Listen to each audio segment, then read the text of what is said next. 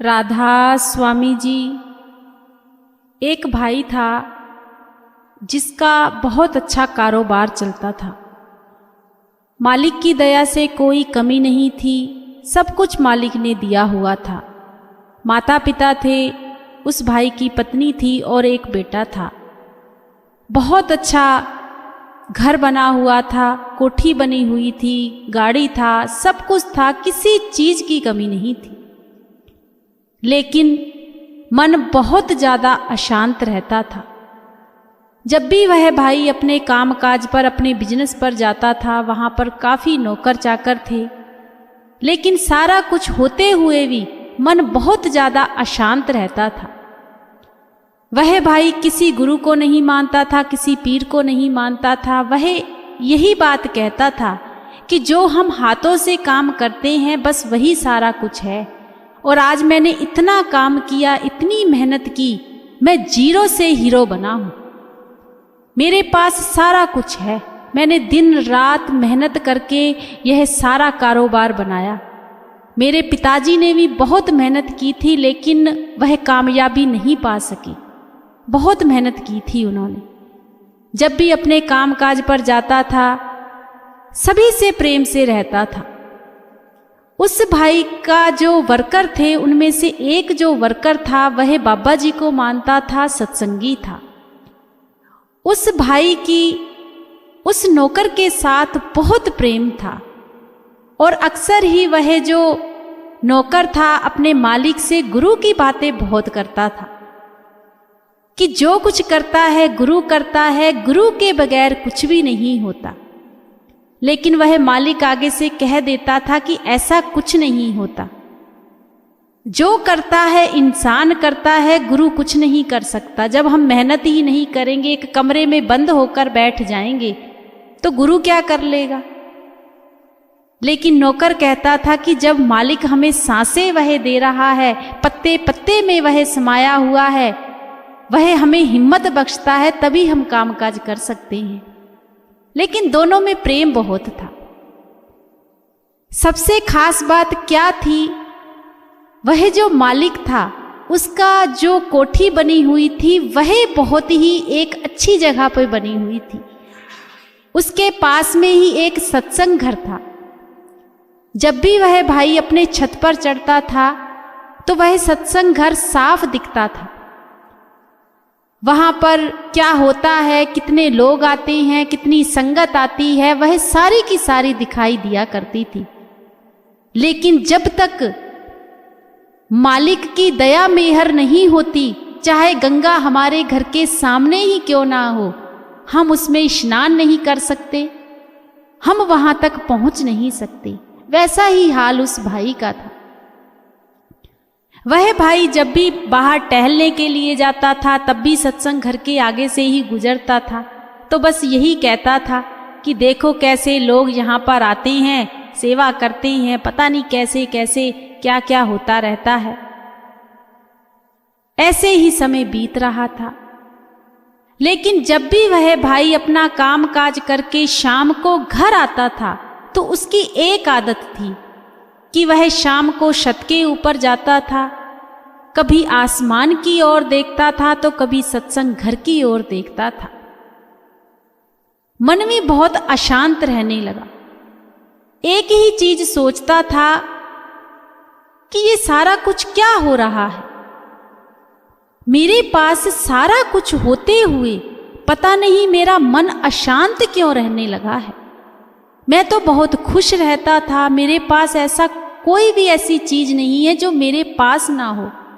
मालिक ने जो मुझे शरीर दिया है वह भी तंदुरुस्त है, लेकिन मन अशांत है।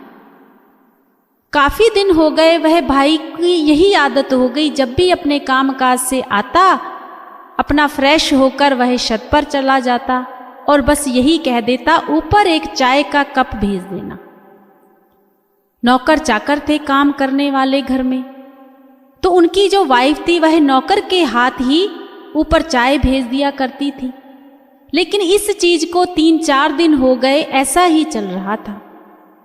एक दिन उनकी वाइफ ने सोचा कि ऐसी कौन सी बात है कि पहले तो यह घर पर आते थे, फ्रेश होते थे, परिवार में बैठते थे, अब यह परिवार में नहीं बैठते, छत पर चले जाते हैं, वहीं पर चाय पीते हैं।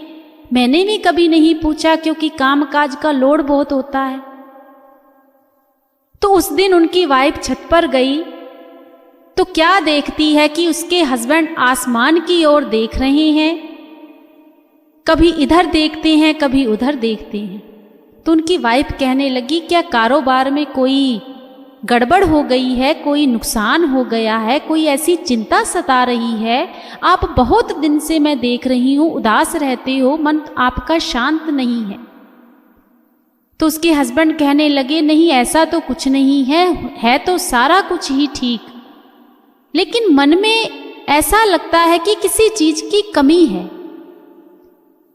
तो उनकी वाइफ कहने लगी कि मुझे तो लगता नहीं है, खुश रहा करो, ऐसा सोचने से करने से कुछ नहीं होगा। ऐसे ही समय बीतता गया। ऐसे ही जब अपने काम काज पर वह भाई जाता था तो मन उदास होने लगा। जैसे पहले बातचीत करता था वैसे बातचीत नहीं करता था। तो एक दिन उनका जो नौकर था सत्संगी, वह अपने मालिक से कहने लगा कि मालिक जी, बहुत दिन से आप उदास नजर आ रहे हो, ऐसी कौन सी बात हो गई है? क्या हमारे में कोई कमी है या कोई ऐसी कोई बात है जो आप हमसे बताना नहीं चाहते? तो मालिक उस भाई से बहुत प्रेम करता था। तो मालिक उस भाई से कहने लगा कि ऐसी तो कोई बात नहीं है, लेकिन मन बहुत अशांत है, कुछ समझ में नहीं आ रहा, ऐसा लग रहा है कुछ गुम गया है, कुछ दिखाई नहीं दे रहा, सब कुछ होते हुए भी मन में प्रसन्नता नहीं है। अब वह जो नौकर था सत्संगी भाई इस चीज को सुनकर मुस्कुरा दिया। वह कहने लगा कि मालिक जी, छोटा मुंह बड़ी बात, आपके तो घर के आगे गंगा बहती है लेकिन आप वहां कभी नहीं जाते। मैं तो आपसे कहता हूं हर संडे को सत्संग होता है, आप एक बार जाकर वहां सत्संग जरूर सुनिए, देखना आपका जो मन है ना शांत होगा। अगर वहां जाकर सत्संग नहीं सुनना चाहते तो कोई ऐसी धार्मिक स्थान पर चले जाइए जहां पर आपको अच्छा लगता हो। मैं ये नहीं कहता कि आप उसी जगह ही जाइए। तो वह भाई कहने लगा, मैं किसी गुरु को नहीं मानता। तो वह भाई कहने लगा कि मालिक जो करता है ना परमात्मा करता है। मैंने आपसे पहले भी कहा है, जब हम मुसीबत में होते हैं ना तो तब निकालता भी वही है। कभी कभी कुछ ऐसा काम होना होता है जिस चीज का हमें पता नहीं होता, मन पहले से ही अशांत होना शुरू हो जाता है। तो वह भाई कहने लगा, ऐसा क्या होगा? तो वह नौकर कहने लगा, इस चीज का तो मुझे पता नहीं, लेकिन मैं यही कहना चाहता हूं आप किसी गुरु घर जाओ, कोई धार्मिक स्थान पर जाओ, सब ठीक हो जाएगा। ऐसे ही समय बीतता गया। एक दिन संडे का दिन था तो उस भाई को किसी अपने दोस्त का फोन आया कि ऐसे ऐसे कहीं बाहर घूमने के लिए जाना है तो आप आ जाइए। अब वह भाई सुबह ही तैयार होकर अपनी गाड़ी लेकर जैसे ही निकला, क्या देखता है कि जो सत्संग घर है वहां पर काफी संगत जा रही है। तो उस भाई ने सोचा कि इतनी संगत जा रही है, क्यों ना आज मैं भी सत्संग सुनकर आता हूं, वहां पर जो मेरा वर्कर है वह भी आया होगा। उसने कहा था कि एक बार सत्संग जरूर सुनना, देखते हैं क्या होता है वहां पर। जब वह भाई वहां पर गया, शब्द चल रहे थे, बैठा, सत्संग शुरू हुआ। थोड़ी टाइम बाद ही सत्संग भी बहुत अच्छा हुआ। सत्संग में क्या फरमाया कि यह जो दुनियादारी है, बाल बच्चे हैं, यह सब झूठ है। हकीकत क्या है? हकीकत मौत है। यह सारा का सारा यही रह जाएगा। खाली हाथ हम आए हैं, खाली हाथ ही जाएंगे। कुछ नहीं जाना, जाना है तो सिर्फ और सिर्फ एक भजन सिमरन, गुरु का प्यार, बस वही जाना है। बाकी सारे रिश्ते नाते झूठे हैं। इस दुनिया में हम कहीं भी घूम लें, कुछ भी कर लें, सब झूठ है। अब उस भाई का जो मन था वह तो पहले से ही अशांत था। उस भाई ने जब यह सत्संग सुना तो उसने सोचा कि ये भी बस ऐसे ही बातें कर रहे हैं, ऐसा कुछ नहीं होता। सब कुछ मैंने अपनी मेहनत से पाया है, मेहनत से किया है, जो होगा सो देखी जाएगी। जब सत्संग समाप्त हुआ तो जो उस भाई का वर्कर था वह भी सत्संग सुनने के लिए आया था। वह इस चीज़ को देखकर बहुत खुश हुआ कि अच्छा है, मेरा मालिक भी आया है यहाँ पर सत्संग सुनने के लिए। अब दोनों में बातचीत हुई। अब वह जो मालिक था वह कहने लगा, मुझे किसी को मिलने के लिए जाना है, मैं शाम को घर पर आऊँगा। तो वह नौकर कहने लगा ठीक है। अब शाम हुई तो जब वह भाई अपने घर आया तब भी मन बहुत अशांत। वैसे ही छत पर चला गया, वहीं पर चाय मंगवाई, आसमान की ओर देखा, सत्संग घर की तरफ देखा, मन बहुत अशांत। अब उनकी वाइफ ही चाय लेकर ऊपर छत पर गई। फिर से पूछा कि ऐसी क्या बात है, आप इतने अशांत क्यों लग रहे हो? तो भाई ने कहा, आज मैं तुम्हें एक बात बताना चाहता हूँ। आज यह जो अपने सामने घर के सामने सत्संग घर है ना, आज मैं यहाँ पर गया था, मैंने सत्संग सुनने के लिए। उसकी वाइफ को बड़ा गुस्सा आया क्योंकि वह सत्संगी लोगों को अच्छा नहीं समझती थी, डेरे को अच्छा नहीं समझती थी, बाबा जी को अच्छा नहीं समझती थी। तो उनकी वाइफ एकदम से भड़की और कहने लगी, क्या कह रहे हो? इस सत्संग घर में गए थे? यहाँ पर ना सारे लोग झाड़ू पोछा लगाने के लिए आते हैं, तो आप क्या झाड़ू पोछा लगाने के लिए गए थे? मैं तो जब भी ऊपर छत पर आकर देखती हूँ, कोई घास काटता है, कोई बाथरूम साफ करता है, कोई कुछ करता है, कोई कुछ करता है। आपने देखा नहीं? सब ठीक ठाक ही लोग आते हैं यहाँ पर। अच्छे लोग जो आते हैं उनकी तो बहुत ज़्यादा पहुँच होती है, वह तो कुर्सियों पर बैठकर ऑर्डर देकर चले जाते हैं। मैं सब देखती रहती हूँ यहाँ से। क्या आपने यह बात वहाँ जाकर नोट नहीं की? तो उसके हस्बैंड कहने लगे, ये बात तो तुम सही कह रही हो। वहाँ पर जो अच्छे परिवारों के लोग आते हैं वह तो या तो कुर्सियों पर बैठते हैं, या फिर वह अच्छी अपनी बातें रखते हैं, और जो गरीब लोग आते हैं वह तो बस झाड़ू पोछा, बस घास फूस ही काटते रहते हैं। तो उनकी वाइफ कहने लगी, आज तो चले गए हो, आगे की बात मत जाना। वह कहने लगा ठीक है। ऐसे ही जो समय था वह गुजरता गया। जब अगले दिन अपने काम पर वह भाई गया, अपने बिजनेस पर गया, अपने कारोबार पर गया, तो वहाँ पर उसे जो उसका वर्कर था वह बहुत खुश कि मालिक आप तो कल सत्संग पर गए थे तो आपको अच्छा लगा? तो मालिक कहने लगा, क्या अच्छा लगा? वहाँ पर तो सब ऐसे ही लोग जाते हैं, वहाँ पर तो फ्री के नौकर चाहिए। ऐसे फ्री के नौकर अगर सभी को मिल जाए तो मज़ा ही आ जाए। इस बात को सुनकर उस भाई को बहुत दुख हुआ। वह भाई कहने लगा, मालिक जी वहाँ पर कोई नौकर नहीं है, हम सभी नौकर हैं इस दुनिया में। हम जो कुछ भी कर रहे हैं ये एक नौकर ही हैं। वहाँ पर जाने से तो पता नहीं कितने दुख तकलीफें दूर होती हैं, कितने कष्ट दूर होते हैं। यहाँ पर आप गलत हो। इससे ज़्यादा मैं कुछ नहीं कह सकता, लेकिन एक बात जरूर कहूँगा, जब इंसान पर मुसीबत आती है ना तो वह मालिक ही याद आता है और वही मदद करता है। अब ऐसे ही समय बीतता गया।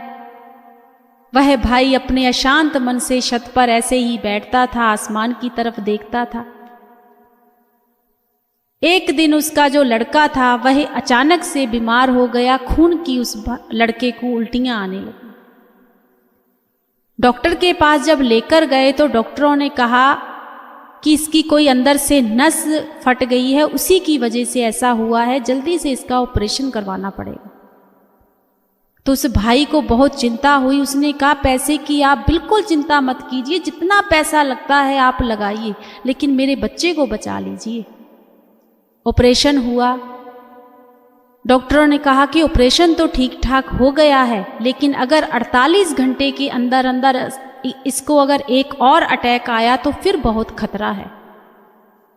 परिवार वाले बहुत चिंता करने लगे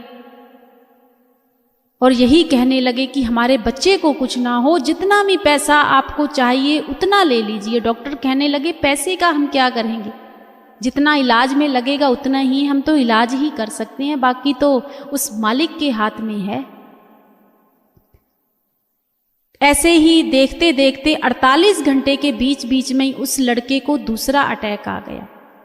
जब दूसरा अटैक आया, उसका फिर से ऑपरेशन वगैरह जो भी उसका ट्रीटमेंट था दोबारा से हुआ। बहुत ज़्यादा खतरा बढ़ चुका था। माता पिता का एक लौता बेटा था। बहुत ज़्यादा दुख, बहुत ज़्यादा तकलीफ उस वक्त हो रही थी, लेकिन उस भाई को यही था कि मैं जितना मर्जी पैसा फेंक दूं लेकिन मेरा बच्चा बच जाए। यहाँ तक कह दिया कि जितना तोल के भी अगर आप पैसा लेना चाहते हो ना, तोल कर भी पैसा ले लो, लेकिन मेरे बच्चे को बचा लो। लेकिन उस मालिक से बड़ा कुछ नहीं, उस कुदरत से बड़ा कुछ नहीं। बहुत मन उदास। अब डॉक्टरों ने कहा कि अगर इसको तीसरा अटैक आ गया 72 घंटे के अंदर अंदर, तो फिर हमारी अब कोई भी गारंटी नहीं है। जब यह बात सुनी तो वह भाई कहने लगा कि अब मैं क्या करूं। बड़े बड़े डॉक्टरों को फोन कर दिए, जो जहां तक उस भाई की पहुंच थी वहां तक उस भाई ने फोन कर दिए। बड़े से बड़े डॉक्टर उस लड़के का इलाज करने के लिए आ गए। उस भाई को कुछ भी समझ में नहीं आ रही थी। डॉक्टरों ने कहा कि यहां पर ज्यादा भीड़ मत लगाइए, कुछ लोग आप घर चले जाइए, उसके बाद ही सारा कुछ होगा।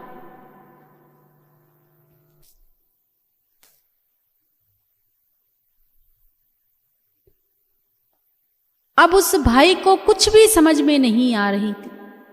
डॉक्टरों ने कहा कि यहां पर ज्यादा भीड़ मत लगाइए, कुछ लोग आप घर पर चले जाइए, यहां पर कुछ लोग ही रहिए। वह भाई अपने परिवार से कहने लगा कि मैं तो माता पिता को लेकर घर जाता हूं, मेरा मन कुछ भी मुझे समझ में नहीं आ रहा। उनकी वाइफ कहने लगी जैसा आपको अच्छा लगता है वैसा कर लीजिए। वह भाई कहने लगा कि आज मैं चला जाता हूं, कल को आप चली जाइएगा। वह भाई अपने घर चला गया अपने माता पिता को लेकर। अब वह जो सत्संगी नौकर था वह अपने मालिक से बहुत प्रेम करता था। वह भी उतने दिन से वही था, जो भी कामकाज था वह करवा रहा था। अब वह जो नौकर था वह भी अपने मालिक के साथ घर गया कि मेरे मालिक को कोई चिंता ना हो।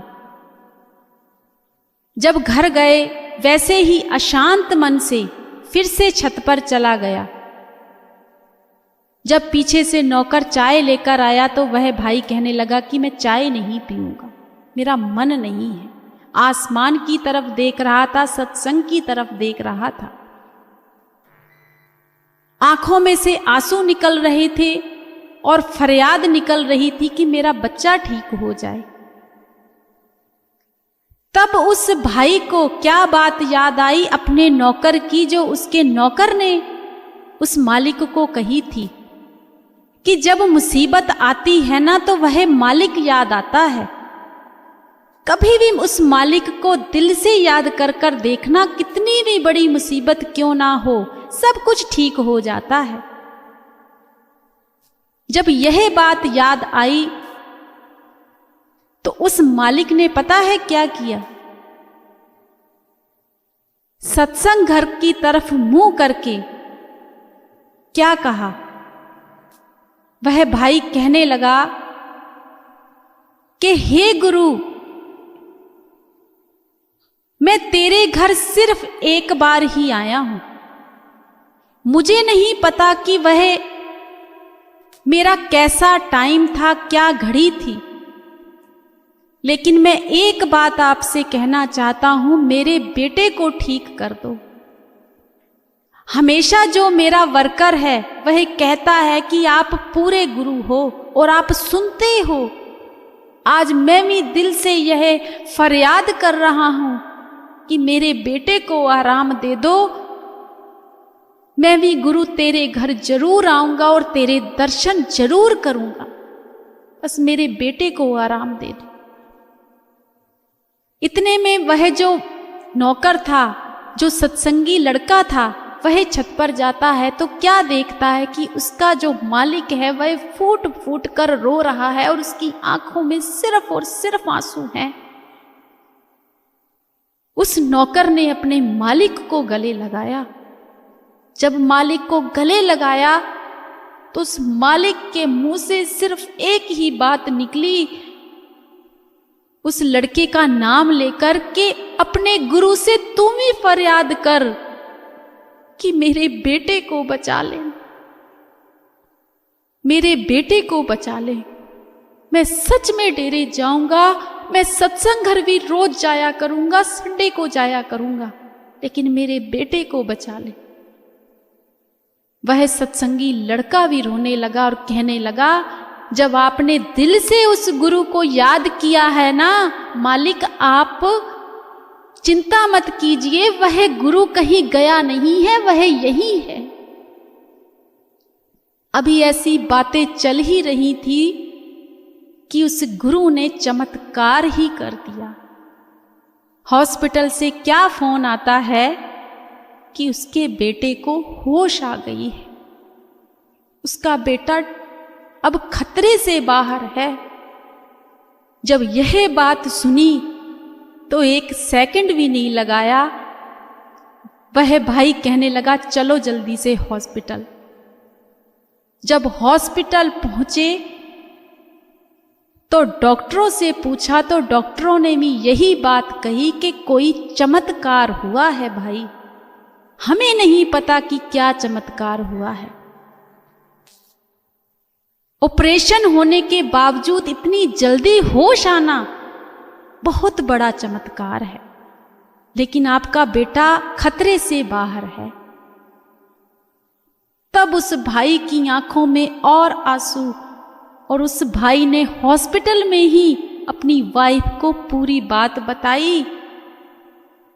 अपनी वाइफ से कहा कि जिस गुरु को तू कहती थी ना कि यहां पर लोग घास फूस काटने आते हैं, यहां पर तो बाथरूम साफ करने के लिए आते हैं, हम दोनों गलत थे। वो एक दिन का सत्संग, वो एक पल की घड़ी मेरी जिंदगी बदल कर रख दी उसने। वह कोई छोटी हस्ती नहीं, सच में हमारे पास गंगा चल रही थी और हम बेखबर थे, हम नादान थे, हम समझ ही नहीं पाए कि गुरु इतना बड़ा हो सकता है। तुम्हें पता है आज बचाने वाला कौन है? वह गुरु। लेकिन इसका सारा का सारा क्रेडिट मैं अपने वर्कर को दूंगा। वह मेरा वर्कर नहीं, वह भी मेरा दूसरा बेटा है। उस दिन से उस भाई ने उस सत्संगी लड़के को भी अपना बेटा बना लिया। देखो, कौन कहता है कि मालिक चमत्कार नहीं करता? वह सब कुछ करता है, बस हमारी देखने वाली आंखें नहीं हैं। सब कुछ ठीक हो गया, हॉस्पिटल से छुट्टी मिल गई। जब सारा कुछ ठीक हो गया, सारा परिवार डेरे गया और आज सारा परिवार सत्संगी है, खुशहाली से अपनी जिंदगी जी रहा है। और जो उस भाई का वर्कर था, उसको भी उस भाई ने बेटा बना लिया। देखो, कहने का भाव बहुत बड़ा है अगर सोचा जाए तो। हमारे पास ना सारी खुशियां होते हुए भी हम नास्तिक हो गए।